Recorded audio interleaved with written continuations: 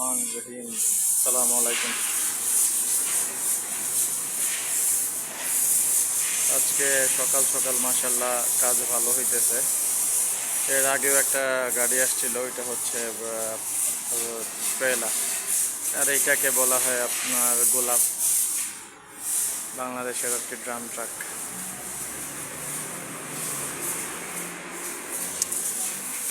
এটা ধরছে একজন পাকিস্তানি লোক।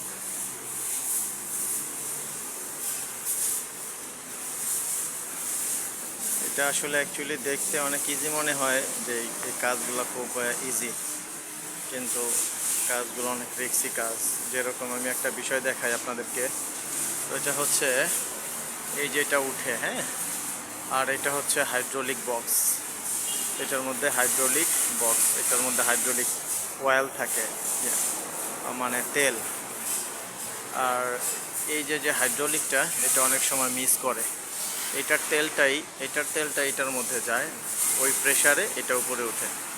তো এটা অনেক সময় লিক করলে মানুষ এখানে দাঁড়ায় পানি মারে, এখানে দাঁড়ায় আর কি ধোয়, তখন এটা অনেক সময় নিচে আইসা পড়ে। তো এইভাবে দুর্ঘটনা ঘটতে পারে অনেক বড় বড়। তো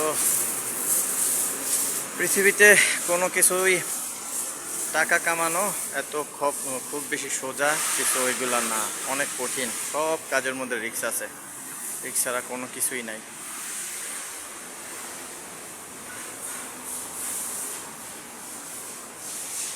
আর এই যে আমি একটা কবুতরের, আমার যে মাকসালা, এই মাকসালার মধ্যে কবুতরের জালি লাগাই দিছি, এটার মধ্যে কবুতর ডিম পাড়ছে, আর ওই একটা লাগাইছি। এগুলো মাঝে মাঝে মন চাইলে যদি বাচ্চা হয় তাহলে খাই।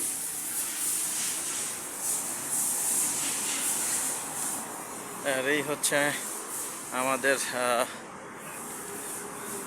মাকসালার নাম, আরবিতে লেখা।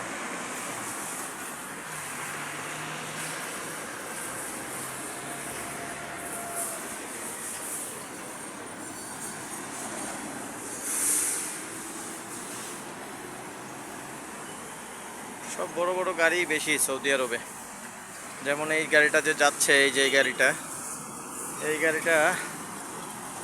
এটার মধ্যে হচ্ছে লোহা। হ্যাঁ, আমাদের দেশে যেমন লোহা বিক্রি করে ভাঙ্গারি, এটার মধ্যে এরকম ভাঙ্গারি সিস্টেম। সব এগুলা লোড করে নিয়ে পরে এগুলা বিক্রি করা হয়। এই দেশেও এরকম লোহার কারবার আছে, তবে এটা অনেক বেশি বেশি প্রফিটেবল বিজনেস, অনেক ক্যাশের প্রয়োজন। আর এই গাড়িটা হচ্ছে পাকিস্তানের, বেশিরভাগ বড় গাড়ি পাকিস্তানিরাই চালায়।